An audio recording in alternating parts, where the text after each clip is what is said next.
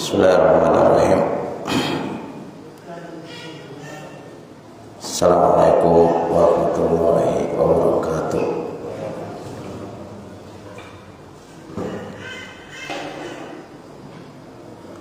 Alhamdulillah wassalatu wassalamu ala Rasulillah wa ala alihi wa sahbihi wa mawala. Amma ba'du.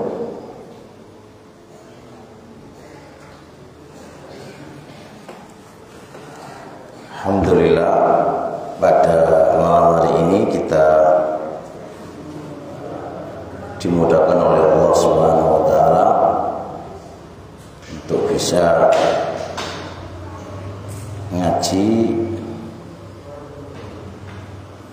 tema yang masih seputar kemarin. Temanya musibah adalah kado terindah untukmu, gitu? Hah?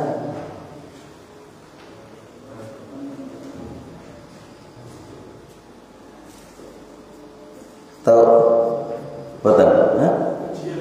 Lah ya, ujian adalah ya hikmah di balik ujian. Hikmah di balik ujian sudah jadi buku dan sudah diterjemahkan. Saya kasih judul musibah adalah kado terindah untukmu. Sudah terjemah, sudah ada 120 halaman. 120 halaman. Kita akan belajar, bahasanya bukan hikmah ya. Saya kasih judul kado ya. Kado. Saya ibaratkan begini, musibah itu kayak kado itu, saya contohkan kayak gini. Ada kado, sampulnya itu tidak enak dan gak sedap dipandang, mek sampule ya, sampule. Tapi isinya itu berlian. Isinya itu berlian, Pak. Orang melihat sekali kado itu pasti dibuang karena tidak menarik, bahkan menjijikan. Itu ibaratkan musibah itu memang, siapa yang senang terkena musibah? Gak ada orang yang senang kena musibah, karena semua orang pasti lari darinya kan gitu.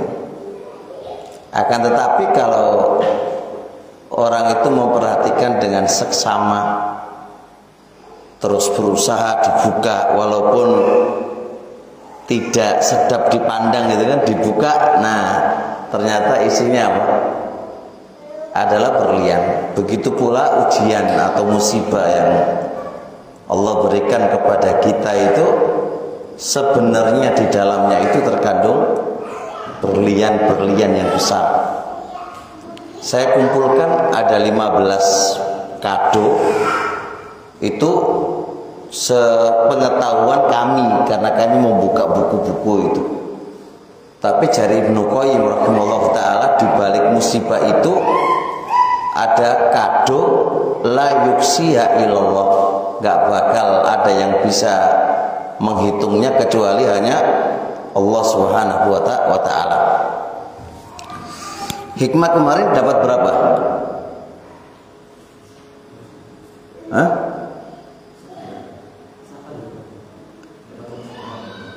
Gitu doang.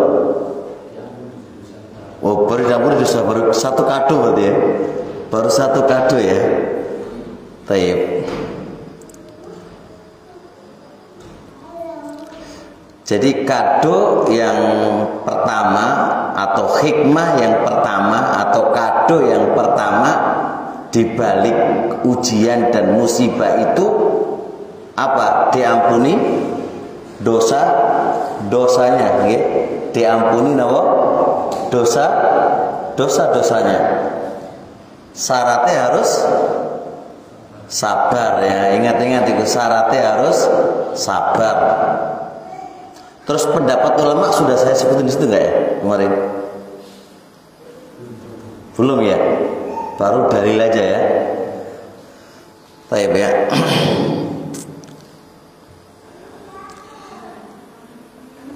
Kemarin mungkin saya sebutkan satu hadis kemarin ya. Oke. Kok bisa musibah itu dibilang kado ya? Ini dulu. Karena perhatikan firman Allah Subhanahu wa taala. Allah itu mengatakan wabas syiri sobirin. Itu setelah Allah ngasih ujian. Setelah Allah ngasih ujian, terus Allah bilang wabas syiri sobirin. Wahai Muhammad, berilah kabar gembira kepada orang-orang yang sabar. Berarti orang yang kena ujian, orang yang kena musibah, kalau dia sabar, itu berarti ada kabar gembira, ada kado di situ, ada kado. Dan kado yang pertama adalah terhapuskannya dosa-dosa ya. Kado pertama adalah terhapuskannya dosa-dosa. Dosa yang dihapus ini itu ada dua pendapat di antara para ulama. Ada yang mengatakan yang dihapus itu hanya dosa kecil saja. Hanya dosa kecil saja. Dan ini pendapat mayoritas para ulama. Jadi kalau orang itu kena musibah, kena ujian, terus dia sabar, itu kado yang dia akan dapatkan dihapus dosa-dosanya. Tapi itu terbatas dosa kecil. Terbatas dosa kecil. Terbatas dosa kecil.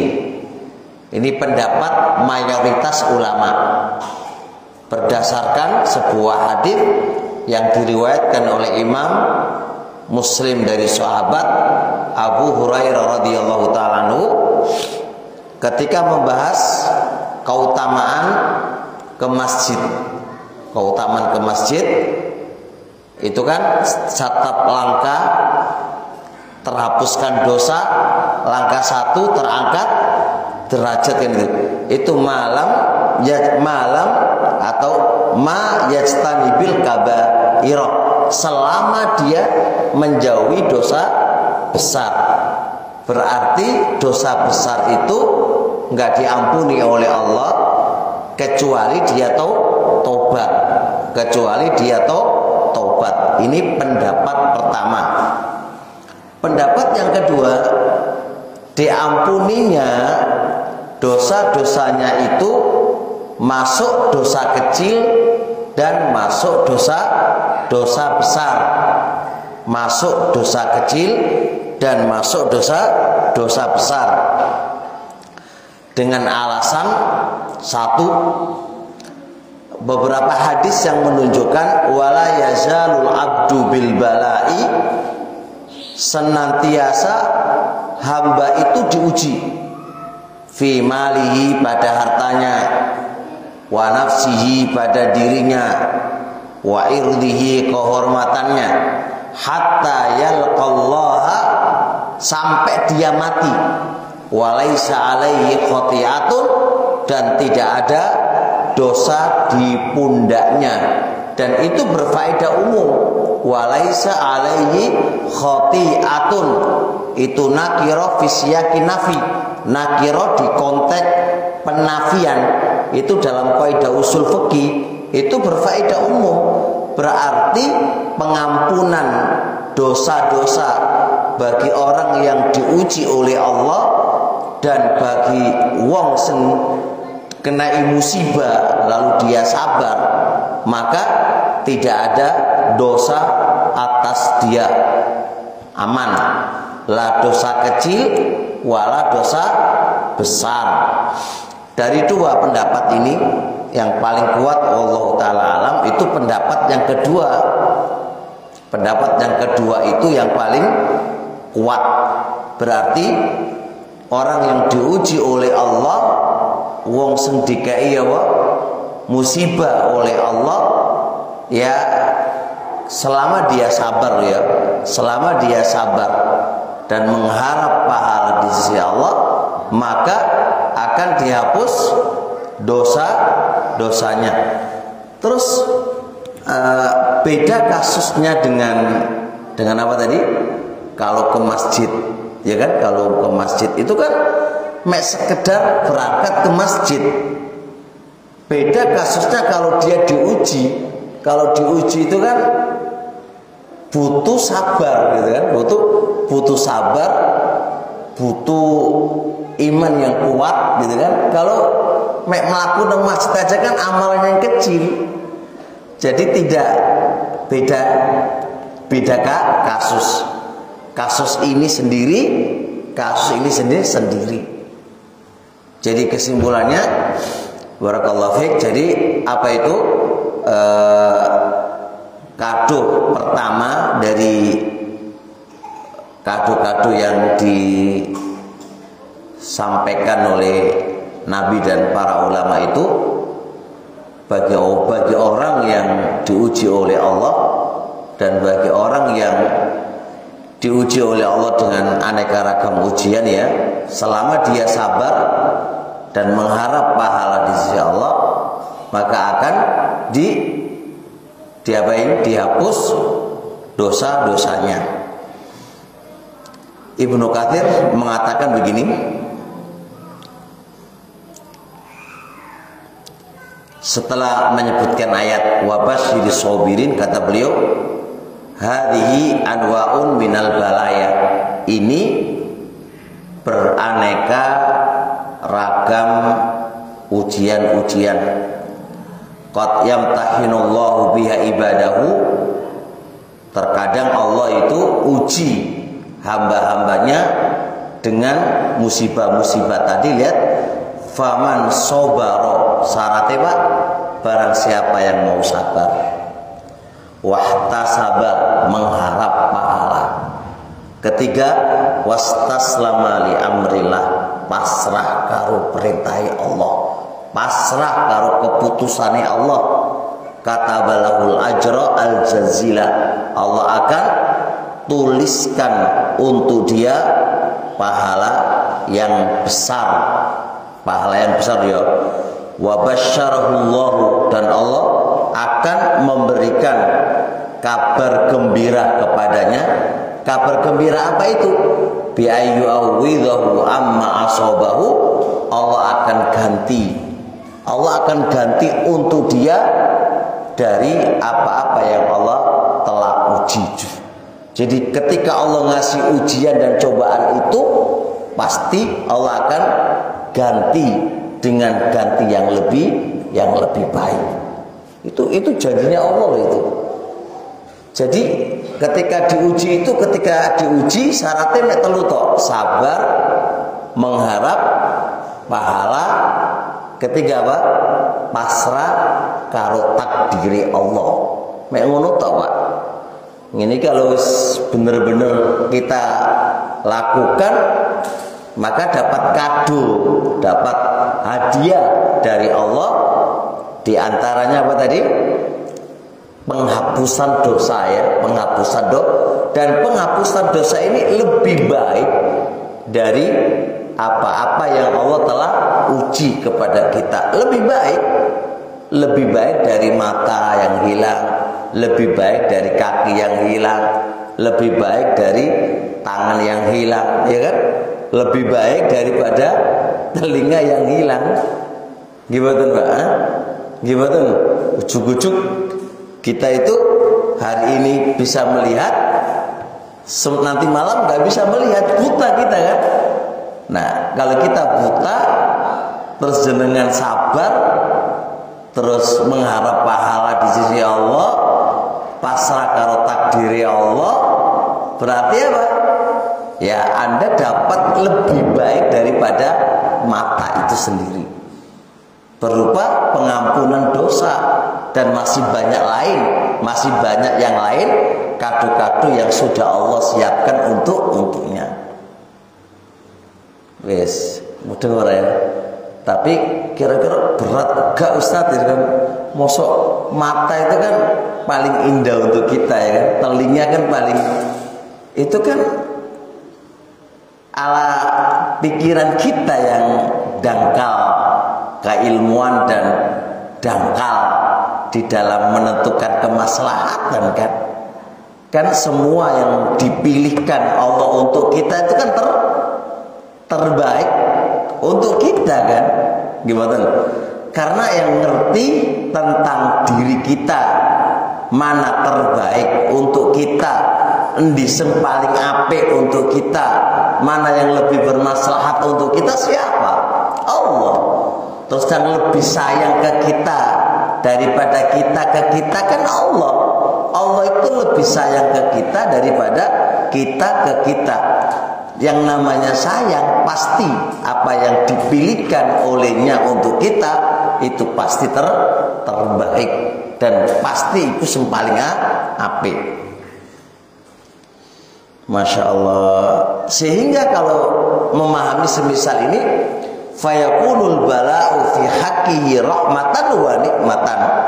Ujian itu sebenarnya itu adalah bentuk nikmat dari Allah, dan ujian itu sebenarnya kasih sayangnya Allah ke kita. Jadi ujian itu sebenarnya adalah nikmat yang Allah berikan kepada kita dan bentuk kasih sayang Allah kepada kita. Syaratnya apa itu? Sabar, terus mengharap pahala, terus apa? Pasrah karo takdire Allah. Wis mek telu tok wis gak akeh wis. Tapi telu iki abot, telu iku abot yo iya kadone wae gede ya. Kadonya wae gede kok. Hadiahnya aja besar, Pak. Kalau hadiahnya besar kan otomatis amalannya ya harus berat. Amalannya ya harus berat. Nah, Al-Imam At-Tabari dalam kitab Jami'ul Bayan, ketika Allah Subhanahu wa taala menguji kaum mukminin dengan ujian-ujian itu, katanya Allah ini, summa amara nabiyahu ayyubashshiras sabirin. Kemudian Allah memerintahkan kepada nabinya, apa isi perintahnya? Supaya nabi itu menghabarkan kepada orang-orang yang sabar.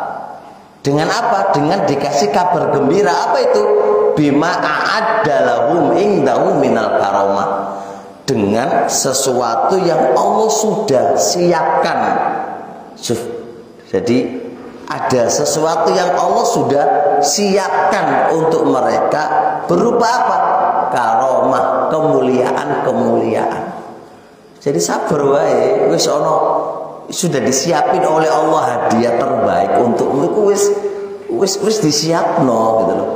Tinggal Allah hanya ngasih syarat kok, sing penting awakmu sabar. Ikut tok. Kalau gak ya buyar kabeh gitu loh. Buyar kabeh. Itu jari Imam Tabari. Taib.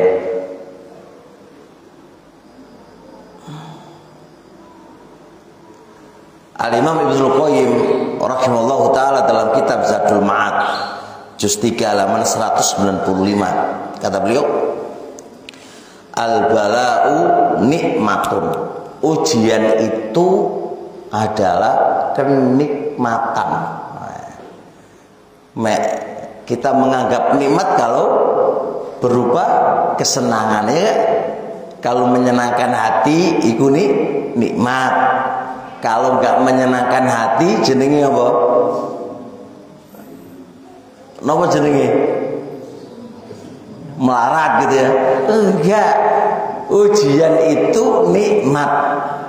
Nikmat, Pak. Nikmat. Lah, kenapa kok nikmat? Li'annahu opo ujian itu kok nikmat. Opo musibah itu kok nikmat. Kenapa memangnya? Li'annahu yukaffirul khotoya. Karena ujian itu bisa menghapus dosa. Wa yudhiru as-sabra, dan bisa menampakkan kesabaran. Kata diuji kan orang kita sabar ya. Karena ada ujian itu, maka kelihatan mana sabar, mana yang tidak sabar. Neganggone wong sabar berarti oleh hadiah. Perlu dicatat ulang Pak ya. Ana sering sampaikan, jangan sampai ini ya, ilmu ini akan jalan manakala kita itu memahami satu, semua pilihan Allah itu pasti terbaik untuk kita. Itu harus diulang-ulang nih. Semua apa yang Allah pilihkan untuk kita niku sing paling apik untuk kita, Pak. Ketimbang pilihannya awak dewek. Kalau pilihannya kita untuk kita niku ya pasti nggak pasti karena kemampuan kita untuk melihat ini terbaik itu terbatas. Ibaratkan kayak apa center itu nggak jelas gitu loh. Tapi kalau pilihannya Allah, yang Allah itu maha tahu, maha adil, maha kasih sayang, maha welas kasih, maha bijaksana, itu pasti terbaik, Pak. Nah, kalau pilihannya Allah itu pasti terbaik untuk kita, berarti kan tinggal kita jalan. Gimana jalannya? Ya harus sabar kan? Itu. Di samping itu, ketika kita sabar dan mengharap pahala Allah, kita dikasih kado lagi oleh Allah. Kalau nggak dikasih kado, Pak, kita orang-orang kado, kita itu wajib sabar di sana, gitu. Kita wajib sabar. Kalau kita nggak dikasih kado oleh Allah, ya, tetap kita harus sabar. Soalnya apa? Karena yang menentukan takdir kita itu kan Allah. Kita itu siapa? Kita ini kan marbub, yang diatur, Pak. Yang mengatur kan Allah. Makanya Allah kan Al-Qahar, Maha Perkasa. Keperkasaannya Allah apa? Semua tunduk pada Allah. Allah Maha Kuat. Karena Allah itu Maha Kuat, selain Allah itu lemah. Berarti pengaturannya Allah ya terserah Allah, kan gitu kan. Lah, ngono lho, Pak. Ngono lho, Allah saya ngasih kado, Pak. Bayangkan. Ngono lho, saya ngasih kado. Kalau enggak Allah itu ngasih kado ngono, yo asli gak ada masalah. Gak ada masalah. Masalah itu gak bakal dolim Allah itu. Hari ini Allah mencabut mata-mata kita dan telinga kita, Pak. Itu gak dolim Allah, Pak. Gak dolim. Wahai Allah, Pak. Wahai Allah, terserah Allah lah. Tapi menunggu Allah tetap menjanjikan dan menyiapkan kado-kado terindah bagi wong sing diuji. Bagi wong sing diuji, mari ngono dheweke iso sabar ngono, Pak. Masya Allah. Pripun ya? Luar biasa Allah niku nggih. Nah. Taib. Ibnu Taimiyah dalam kitab Majmu' Fatawa, al-masaibu rahmatun wa nikmatun fi haqqil mukmin. Utawi musibah iku sakbenere adalah bentuk kasih sayangnya Allah. Dan itu sebenarnya adalah kenikmatan gitu katanya. Wa in kanat fi dhahiriha balaun wa mihnatun. Walaupun terlihat kasat mata itu menyakitkan dan melarat gitu loh Pak. Itu kasat mata. Kalau melihat kasat mata Pak, itu sesuatu beban yang berat. Tapi sebenarnya ujian itu nopo adalah kasih sayangnya Allah, adalah anugerah yang Allah berikan kepada Anda. Jadi anugerah itu orang kok mek sehat, anaknya pinter gitu ya. Tidak. Jadi kan nih waktu ini ujian Pak, ujuk-ujuk anakmu nangis. Nangis, kenapa kok nangis nak? Aku nggak naik kelas gitu kan. Loh, itu ya anugerah. Anugerah itu jenengan kira itu musibah ya aslinya musibah terlihat kasat mata Pak. Tapi sejatinya ketika lihat rapot anakmu itu kok merah dan tidak naik kelas, lalu jenengan sabar, itu anugerah, bisa mengangkat derajat kamu dan Anda mendapatkan kado-kado terindah dari Allah Subhanahu wa taala. Jadi begitu aturannya. Jadi jangan melihat kemudian ketika lihat kondisi anaknya tadi nggak bisa naik kelas, jenengan langsung muring-muring, marah-marah, terus wah ya, wis kena musibah, kejatuhan tangga lagi, tambah 2 kali kena itu, pemane langsung membunuh orangnya, langsung ke dukun, wah tambah ketibanan, banyak hal itu, banyak hal. Pokoknya syaratnya nomor sabar. 6.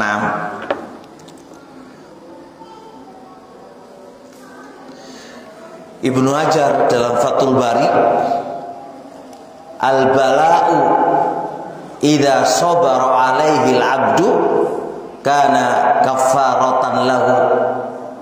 Ujian apabila hamba itu mau sabar Pak, maka ujian itu menjadi penebus dosanya dia, sehingga musibah itu menjadi nikmat, kenikmatan bagi dia. Oleh karenanya qala ba'dus salaf, kata Ibnu Hajar, qala ba'dus salaf laulal masaibu la dakhalnal qiyamata mafalisa. Kalaulah bukan karena musibah-musibah yang Allah berikan kepada kita di dunia, sungguh kita itu masuk pada hari kiamat dalam keadaan bangkrut, nggak duwe amalan sama sekali Pak. Soalnya amalan kita itu habis dengan dosa-dosa kita, jadi seimbang. Tapi karena ada musibah-musibah tadi, maka jadilah kita tidak bangkrut ketika apa? Ketika kita nanti datang di hari kiamat, nggak jadi bangkrut Pak. Soalnya apa? Dosa-dosa kita itu sudah kehapus dengan musibah-musibah tadi. Tapi syaratnya apa? Sabar, harus sabar Pak. Jadi jenengan kalau diseneni bojo yo sabar ya.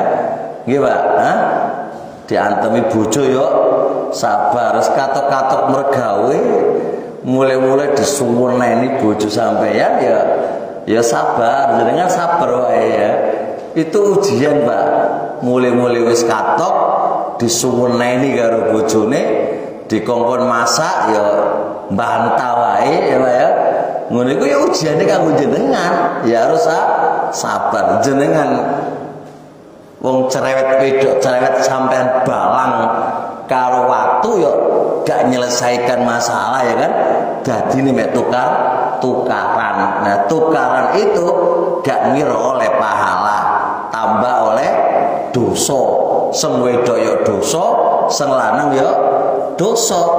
Berbeda kalau jenengan iku mau sabar, ya takdiri Allah oleh bojo cerewet ngono ya.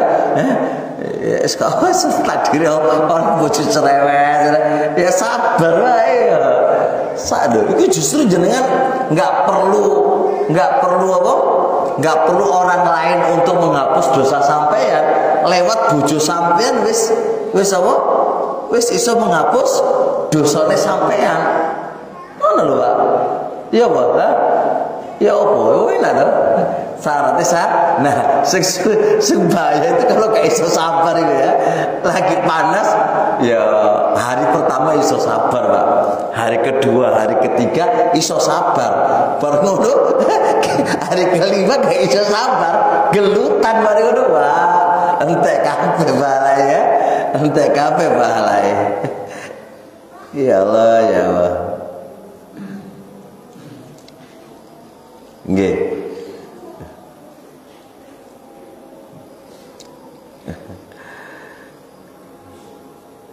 Selanjutnya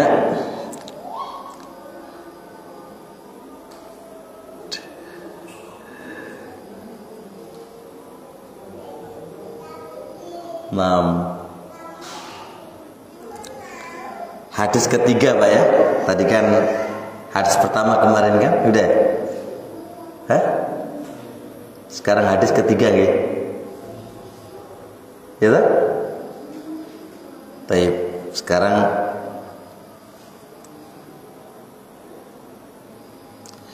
masih di kado pertama, Pak. Masih di kado yang pertama. Tahu cukup, insya Allah dalil cukup lah. Sekarang masuk kado yang kedua, Pak. Kado kedua sudah belum? Hah? Udah belum? Orang ditulis toh? Hah? Hah?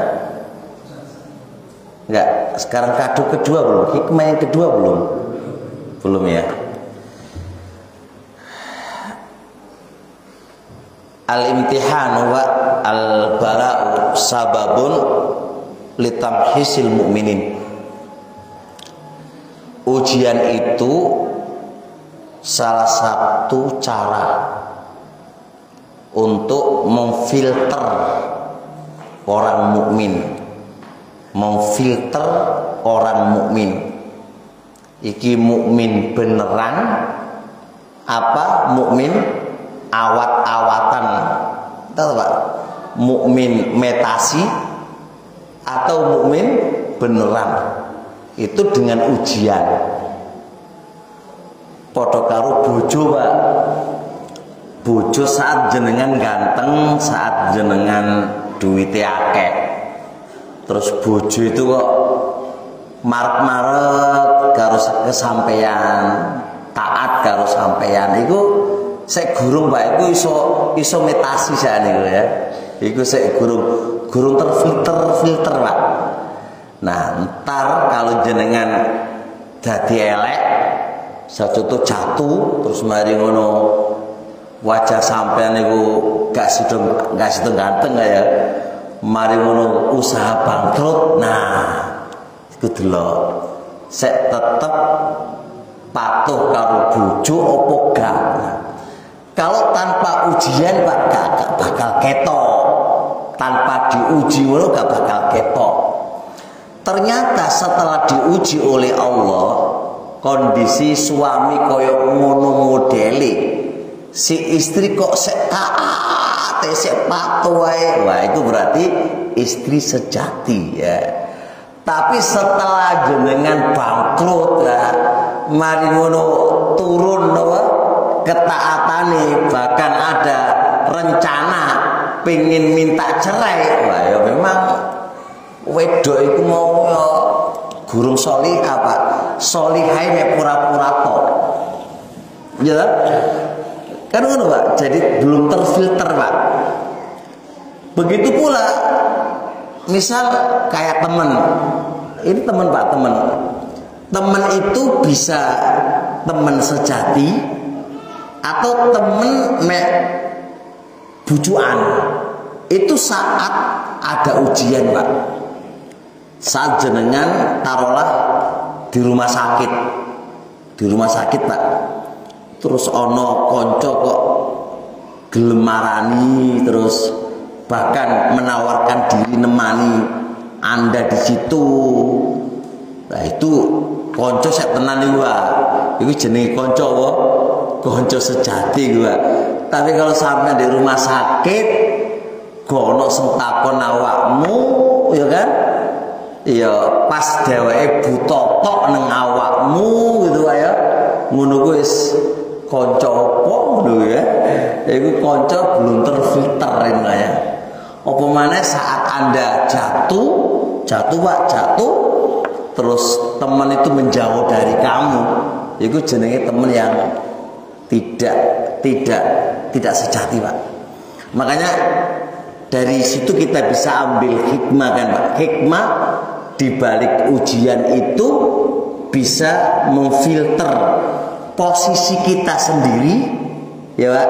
Apakah kita itu mukmin beneran ataukah kita itu hanya sekedar mukmin awat-awatan, mukmin metasi atau enggak, itu tergantung ujiannya Pak. Makanya kata Allah Subhanahu wa taala, Alif Lam Mim ahasiban nasu ayyutraku ayyaqulu amanna wa hum la yuftanun. Apakah manusia itu mengira saat mereka mengucapkan aku beriman lalu dibiarkan begitu saja tanpa mereka diuji? Nggak bisa. Maka ujian itu adalah justru menunjukkan iki mukmin beneran ataukah mukmin tidak beneran. Itu dengan ujian Pak. Tanpa diuji kita nggak tahu kualitas kita itu kayak apa. Karena maklum, maksudnya di sisi kebanyakan orang Pak, ketika dia dalam kondisi nyaman itu insya Allah gampang mewujudkan imane. Soalnya dheweke mau aman nyaman, duitnya akeh, orang ono musibah.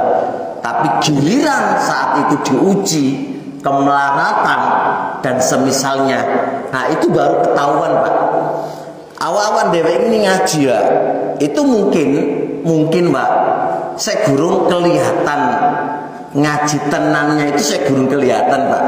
Kecuali kita diuji oleh Allah, diuji anak rewel, mangan gak nemu mangan, saya melarat, mergawe yuk masya Allah, ngono sik nyempatno ngaji. Nah iku jenenge wong tenan Pak. Tapi kate wong semua serba ada, terus kok gak gelem ngaji, iku jenenge ya apa ya? Ya karena penyakit tenaga kan. Atau dheweke ngaji ya bisa dijawab Anda bisa ngaji ya karena aku semampan kabeh lah ya kan, mampan kabeh lah, gampang untuk dipakai untuk taat. Tapi giliran wong sing diuji oleh Allah melarat kabeh, wis mumet kabeh, kok saya sempet taat sama Allah, kok saya sempet ngaji dan seterusnya Pak. Itu berarti Anda itu benar-benar sukses insya Allah dalam ujiannya kan gitu. Paham gitu, jelasin gitu. Itu berarti kan itu Pak. Imam Ibnu Katsir rahimahullah taala, ini Ibnu Katsir Pak, ketika menyebutkan ayat tadi,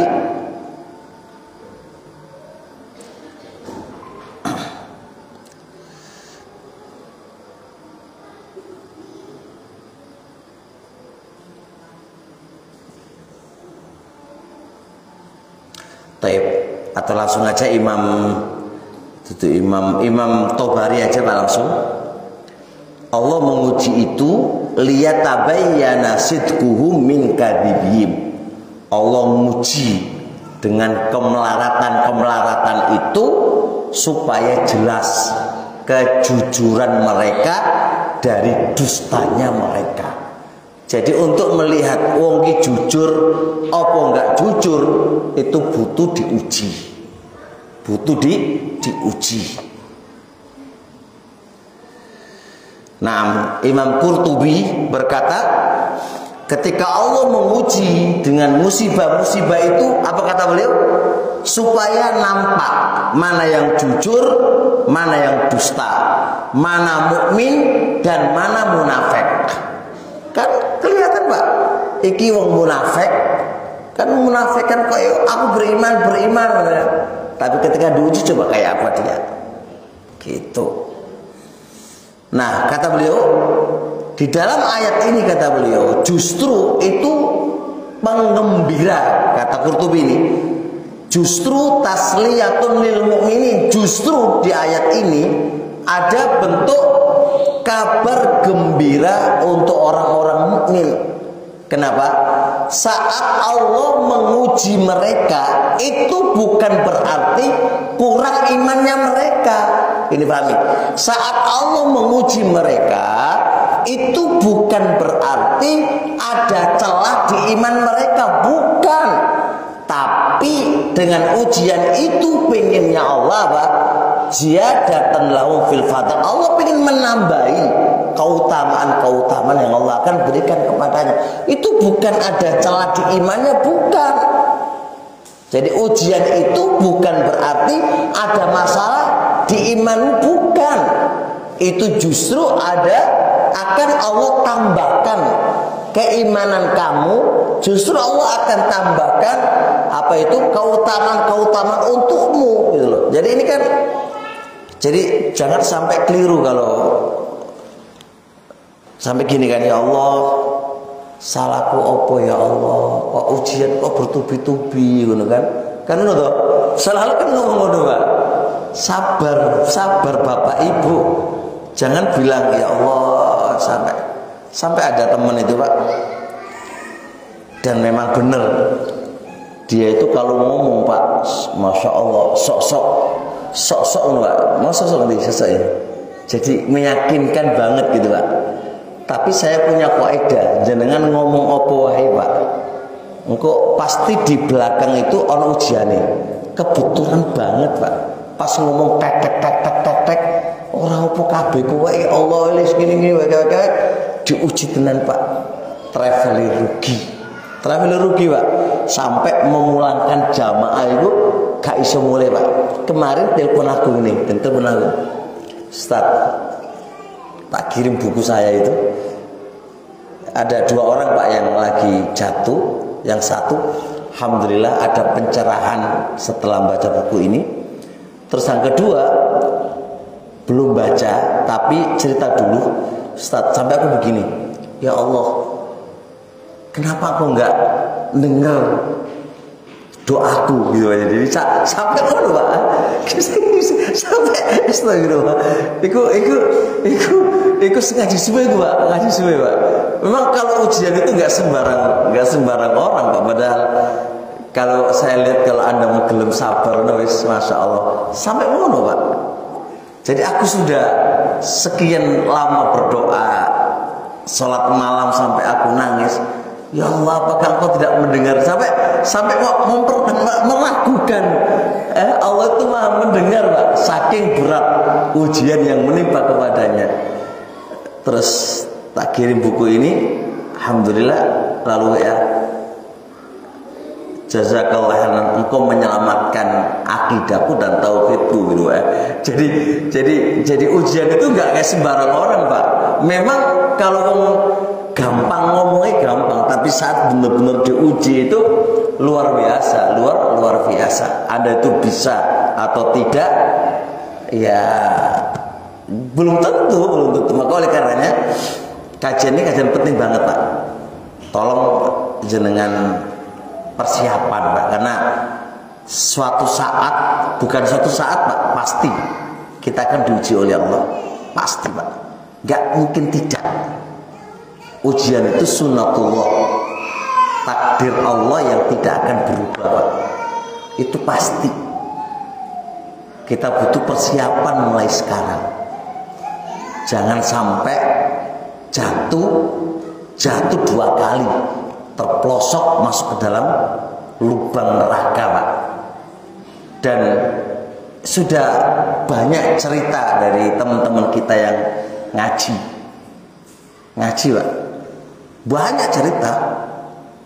Makanya luar biasa kan. Makanya ayo persiapan mulai dini. Makanya nuntut bagi saya nulis buku ini adalah karena kebutuhan banget, yang harus kita siapkan mulai sekarang. Insya Allah cukup, insya Allah kita lanjutkan di waktu yang akan datang. Berarti baru 2 ya, masih lanjutkan 2, ditulis 2-nya itu karena banyak memori di otak juga, saya nggak tahu sampai mana pelajarannya ini. Baik, subhanakallahumma hamdik, asyhadu an la ilaha illa anta, astaghfiruka wa atubu ilaik. Assalamualaikum warahmatullahi wabarakatuh.